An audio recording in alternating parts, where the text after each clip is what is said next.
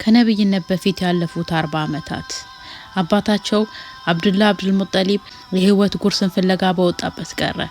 የስሪብ አፈር ላይ ጎኑ አረፈ፣ እዚያው ተቀበረ።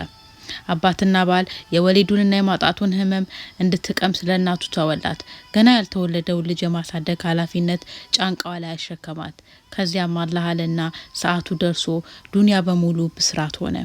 ነብዩ ሰለላሁ ዐለይሂ ወሰለም ተወለዱ።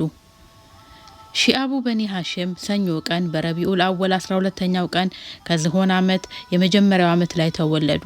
ውልደታቸው ከሂጅራ በፊት ከ53ኛው ዓመት በፊት ነው።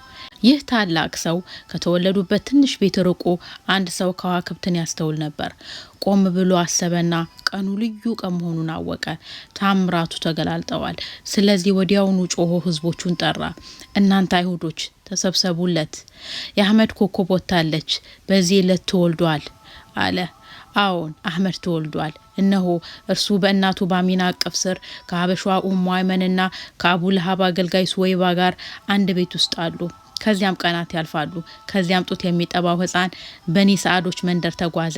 በኒ ሰዓዶች ጋር አጥቢያ እናቱ ከሀሊመቱ ሰዓዲያ ጋር ተጉዘዋል።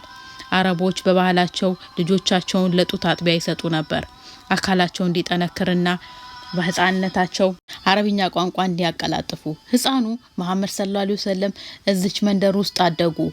እዚያው ቆሞ መራመድ ጀመሩ። እዚያው ከጓደኞቻቸው ጋር ተጫወቱ፣ ቦረቁ። በዚያ ንጹህ ህፃን አይኖች ላይ የሚቧለቀው ብርሃን ልቅናና ውበት ያስጎበኝ ነበር። የአላህ እዝነትና ሰላም በርሳቸው ላይ ይሁን። ይቀጥላል። አድማጮቻችን የዛሬው ፕሮግራም ይሄን ይመስል ነበረ። በተመሳሳይ ፕሮግራም እስከምንገናኝ የአራህማን ሰላም ከናንተ ጋር ይሁን።